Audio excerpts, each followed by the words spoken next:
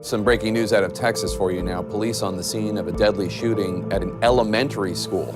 Police in Boulder, Colorado, dealing with an active shooter situation at a grocery store. We are waiting to hear from authorities in Boulder, Colorado, the scene of what is apparently the second mass shooting in less than a week. This video obtained by our station WPVI appears to show the terrifying moments a gunman wearing a bulletproof vest opened fire at random in a residential neighborhood of Philadelphia. You took my son. You took my baby. Marie Merritt's son was one of 5 victims killed Monday night. The shooter also opening fire on a car driven by a woman with her 2-year-old twins inside. One was shot and wounded, the other injured by flying glass. This male was wearing a bulletproof vest with multiple magazines in the vest. He also had a scanner and an AR-style rifle and a handgun underneath his body. We're suffering, and I know the world is suffering too, but these were our babies. Our babies that were taken from us.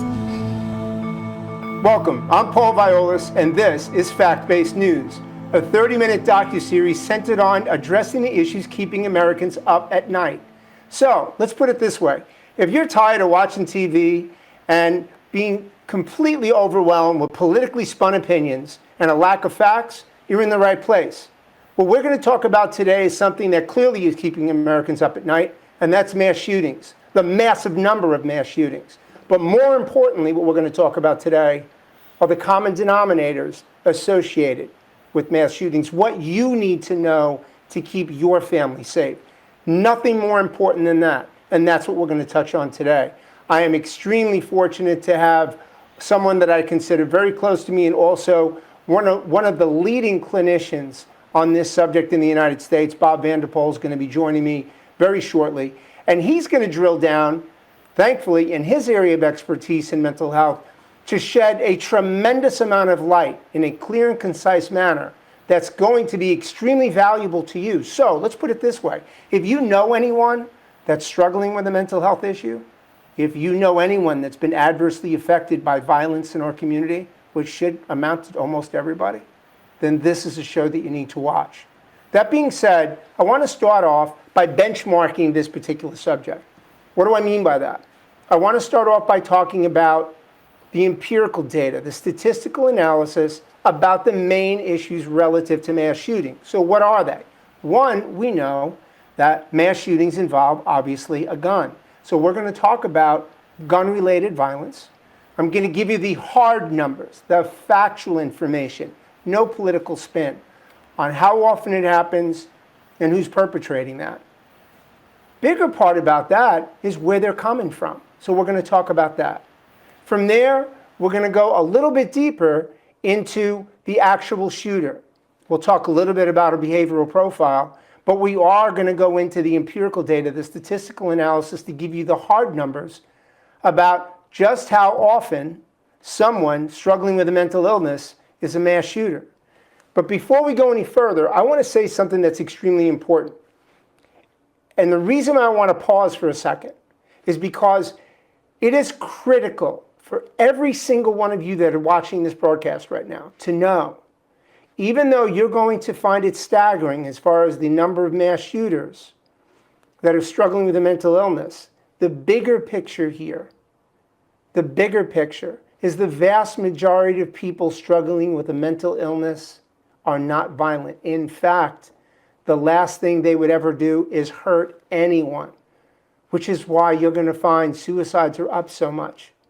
So we need not to start throwing stones at people that are struggling with a mental illness and categorize them immediately into the mass shooter. We need to make sure of all the broadcasts that we will be blessed to do, I will tell you this one is critical because there's so much misinformation. Today, we're going to do away with that. Today, that misinformation goes away. So let's start with a couple of stats that I think is really, really important to mention. Let's start with guns. Now, of course, we have the overarching issue of the Second Amendment. That's kind of the foundation of the gun issue. The Second Amendment, which is fascinating, and you'll see it up on your screen right now, so let's just benchmark this. The Second Amendment clearly states a well-regulated militia being necessary to the security of a free state, the right of the people to keep and bear arms shall not be infringed. That is the Second Amendment to the United States Constitution. For my history students out there, and we all know that history is nothing more than a cause, event, and result cycle. It constantly repeats itself. We know that the reason the Second Amendment was crafted to allow the militia to bear arms to protect their homesteads. That is a fact, and it is non-debatable. Am I against the Second Amendment? Absolutely not. Do I feel that we should abide by the Second Amendment? Absolutely. As with all other amendments in the great Constitution of the United States, it has exceptions, and we're going to talk about those today. So as far as while we're on the gun issue, let's talk about another issue. Where are they coming from? If we know that gun violence is so prevalent, if we know that mass shootings is so prevalent, let's attack the things that are, as I mentioned earlier, the common denominators. They are guns and the shooter. Makes sense. So let's talk about both. Where'd the guns come from? I don't find much statistical analysis fascinating. So for those of you that have the yawn every time you hear statistical analysis, I don't blame you. However, the Department of Justice, in its infinite wisdom, did something that I was very impressed with. They conducted a survey to find out where convicted felons, where those that used a gun in the commission of a crime, where they got them. Test group, 5,000 people. Who'd they survey? Inmates across the United States. And what'd they find out? Of all those surveyed, 93% said they got their guns illegally. Does that mean that people that commit crimes don't buy them legally? No. It means that they're the vast minority. So if we want to start by addressing mass shootings, factually speaking, the one thing we need to start doing is funding, which we'll get into later, and building our efforts into illegal sale of firearms.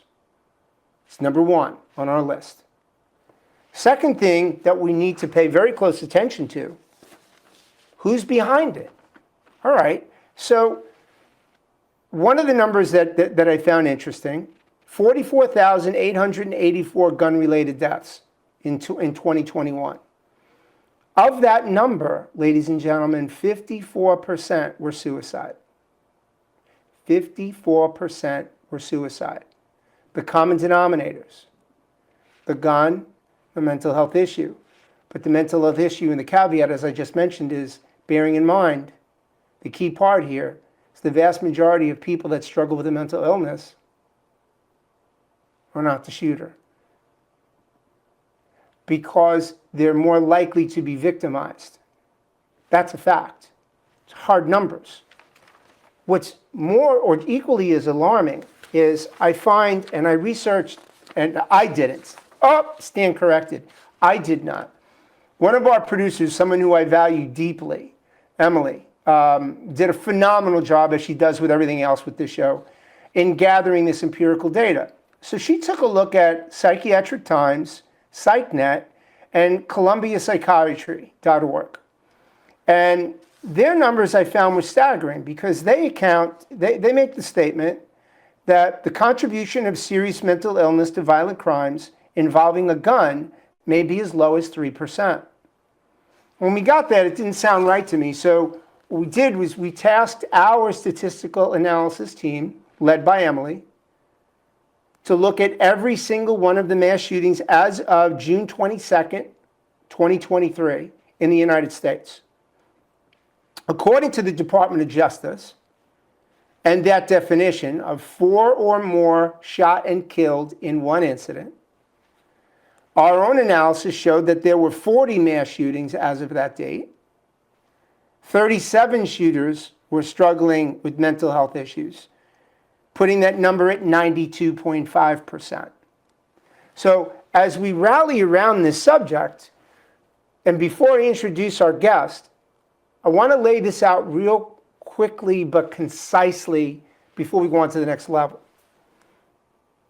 Clearly, we have a massive mental health issue in this country. Clearly, we have an epidemic of gun-related violence. The law clearly, most certainly, supports the bearing of arms. But the part where we're dropping the ball there or one, we're not addressing the amount that's being sold illegally, and two, we are really dropping the ball on the amount or the lack of screening, valid and reliable screening that we're doing on the people that are legally buying guns. If we can address those two, which we can, and we'll talk about it later in the show, if we can address those two, in concert with what we're going to talk about with Bob right now, then, ladies and gentlemen, we've got a solution to this. Because I will tell you right now, what I'm going to close with today is this can be fixed. So joining me now, clearly one of our country's greatest, most valuable assets in the clinician world, in the mental health counseling world, is Bob VandePol. Bob, thanks so much for taking the time to join us today. Really appreciate it. Thank you, Paul. 100% honored, 100% of the time that I get to work with you. And I feel the same way, my friend. And you know how deeply done. Bob and I, for everybody listening, Bob and I go back to 9/11 days. There is no better crisis counselor than Bob VandePol. Nobody better than Bob VandePol. He and I, in our 9/11 days, saw and smelled and witnessed and heard more than we care to remember. Yes. But I will tell you that whenever I go to the bench, whenever I go in need of someone in a crisis situation, a mental health professional, it's Bob VandePol every day and twice on Sunday. So, Bob, let's start with this first question, okay? Just how serious is the mental health issue in our country today? We had a pandemic, we had a twindemic. So it was elevated prior to COVID-19, and COVID-19 did very few people's mental health any favors whatsoever. The isolation, the anxiety, the lack of healthy activities that we could do before really hurt people.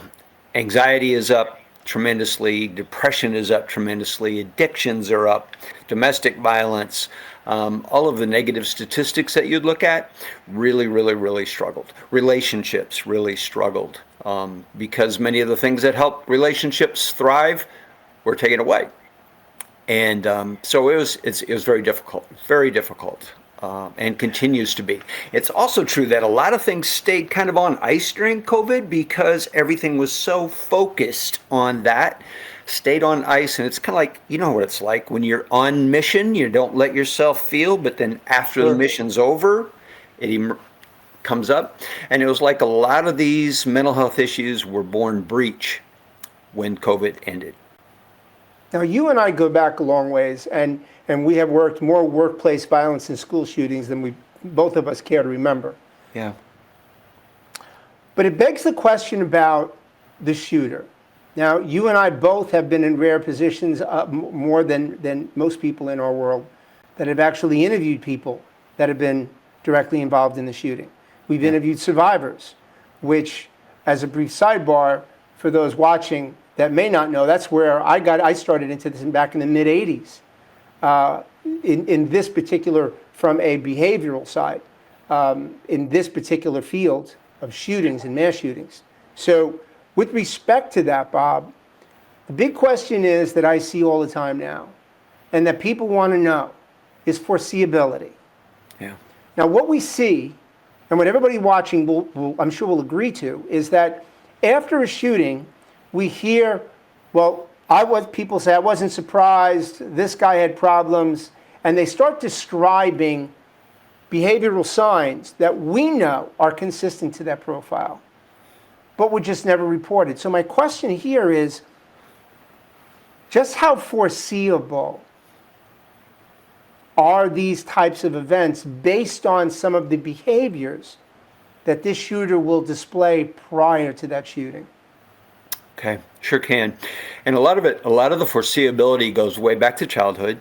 Many people have heard of adverse childhood experiences or events, ACEs, and there are a number of them that are very predictable. Parents' divorce, poverty, racism, but then also child abuse, sexual abuse, bullying, and the death of a parent. They find a tremendous amount of these folks experience child abuse, sexual abuse, the suicide of a parent, and extreme bullying. That lays a platform. Based upon those, people oftentimes will make decisions that are not good for their mental health, Now, sometimes it's DNA, sometimes it's nature, sometimes it's nurture, but that can be a breeding ground for the types of mental illnesses that will lead to violence. And so it is. And, Paul, you and I have both seen what percentage of the mass shooters, especially. Now, people that shoot people in a robbery out of rage, jealous husband, okay, that's a different animal. But mass shooters, how many of them had any intention of getting away? Very little. Very small percentage. They Very wanted little. to die that day. Right. They wanted to die. They did not have a foreseeable reason. And, if you and I were at a backyard swimming pool party and people started pushing each other in, the person that's most dangerous is the one who doesn't care if he gets wet. Right. There's no question about that. Right. And that's the mass shooter. That's the mass shooter. And so when you have someone who has a level of depression which exhibits itself as rage, now you've got somebody who's higher likelihood to want one act of revenge and a few moments of notoriety. Some people's depression is inward. Some people's depression becomes out externally. Those are the folks that are dangerous. And you know what I find interesting too, Bob, is that when we look at school shootings, for example, or even, mass shootings, one of the things that people think about is, is this the bully? And at the end of the day, we know it's the person being bullied. Right. And that's why, and we can't get into it today, we'll cover this in another show, I assure you with that. You can go to factbasednews.com to our library, and I will be posting the behavioral profile for both the typical mass shooter as well as a school shooter. And we'll be posting that on the library, in the library at factbasednews.com. So please make sure you hit us up on that. Bob, is the treatment we need available today? Because I keep hearing, this is what I'm hearing. And we saw the Penny prosecution we talked about last week on the show.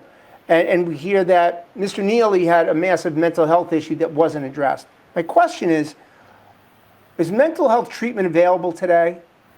Is it an insurance issue? Is it a clinician issue? What's the truth behind that? All the above. In some ways, I'm very thrilled with younger generations because the stigma seems to be lessening. Many 20-year-olds have a therapist and talk about it. That's awesome. Love it. My generation isn't that way. That was a top secret.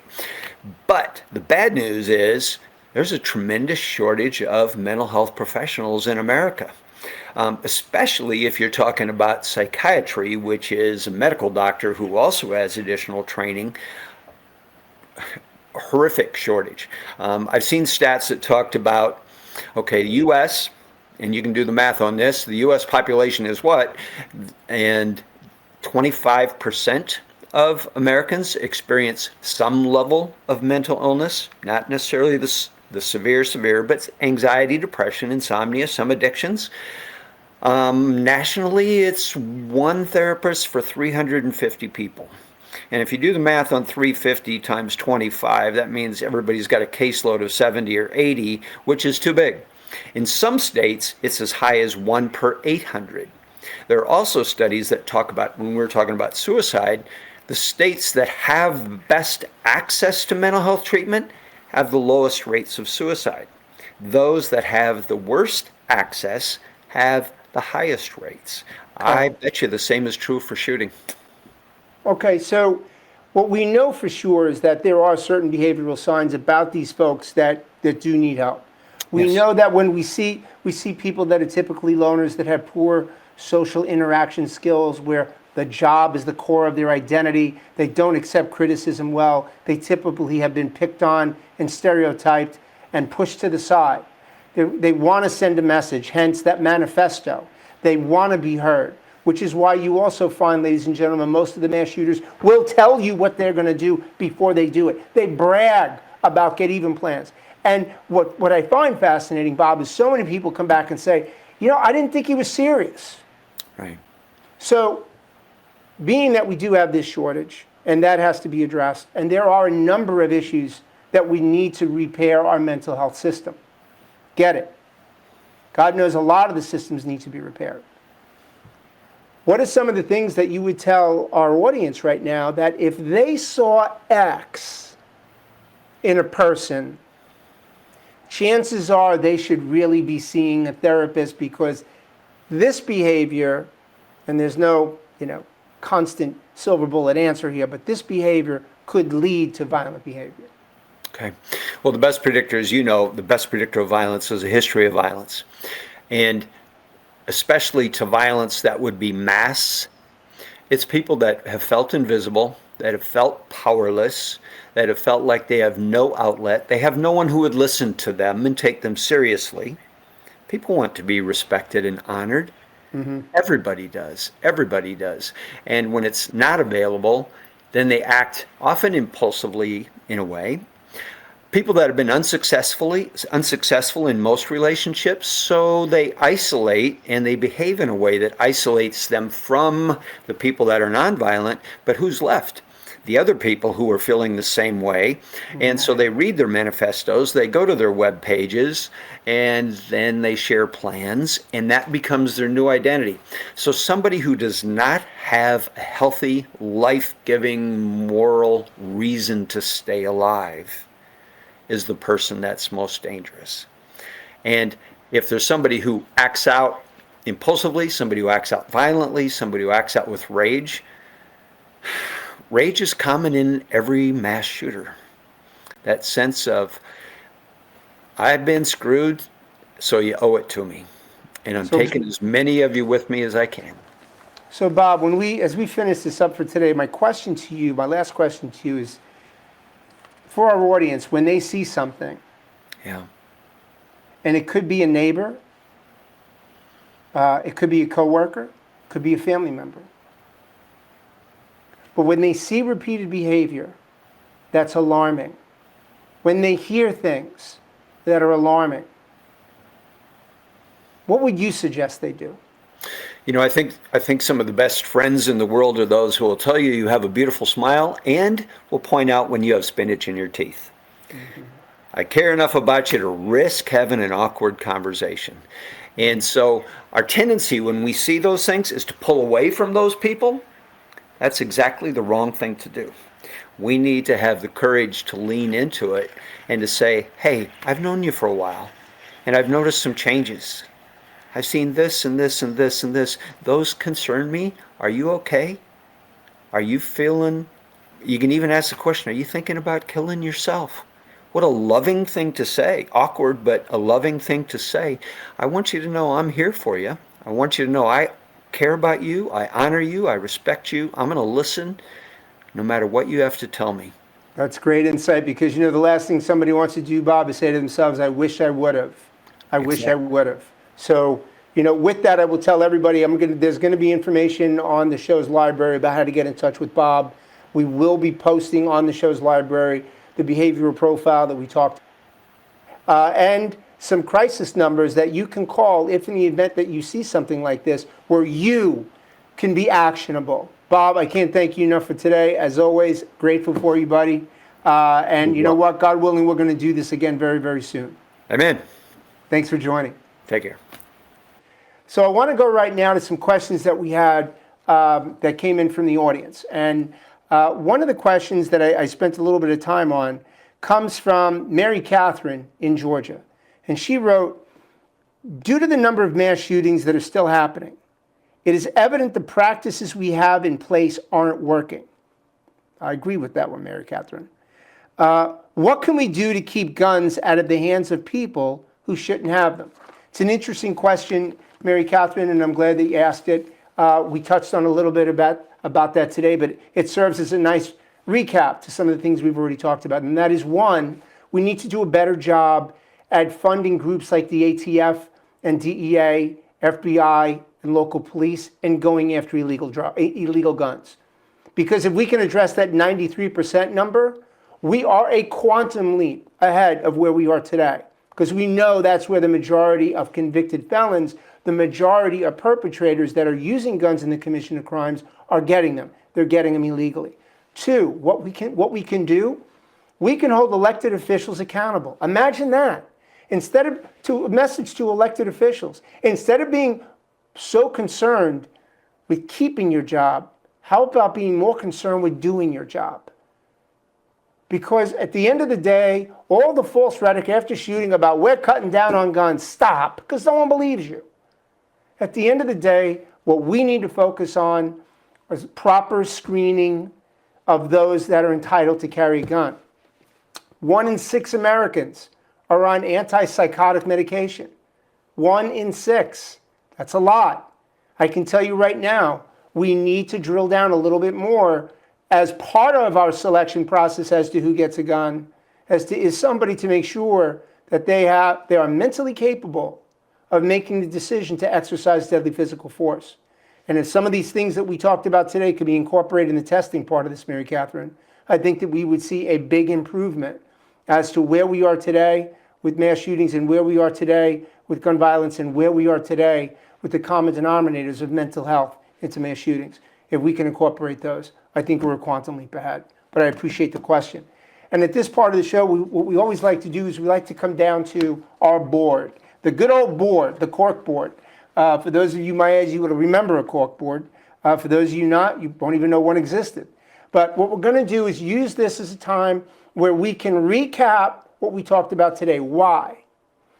Because what's most important is when we leave each episode, you leave with something that's actionable for you, that will help improve your life, will help keep you safer.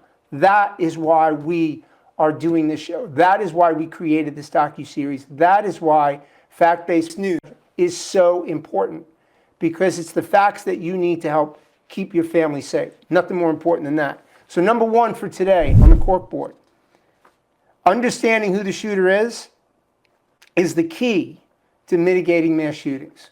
Yes. Why?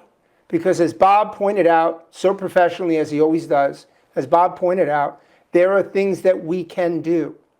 So to give you more information about that, you go to our library at factbasednews.com, and we are going to have the information in there from Bob and from us that will help you identify individual behavior that you witness with the information you need to help you preemptively deal with it. That's going to be key.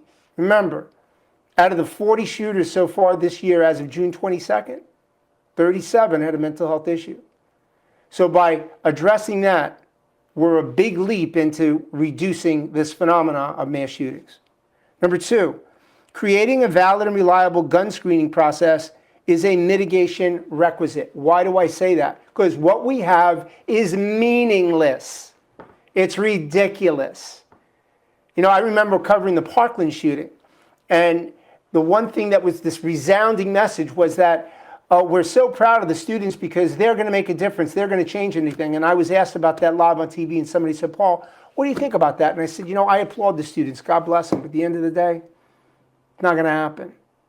Lobbyists control that decision. Your elected officials control that decision. That's what controls that decision. So we need to change the screening process. I am not ever saying take guns out of the hands of people, and I am for the Second Amendment, with exceptions. If you are not mentally capable of making the decision based on a proven mental health illness history of exercising deadly physical force, you shouldn't be able to purchase a gun.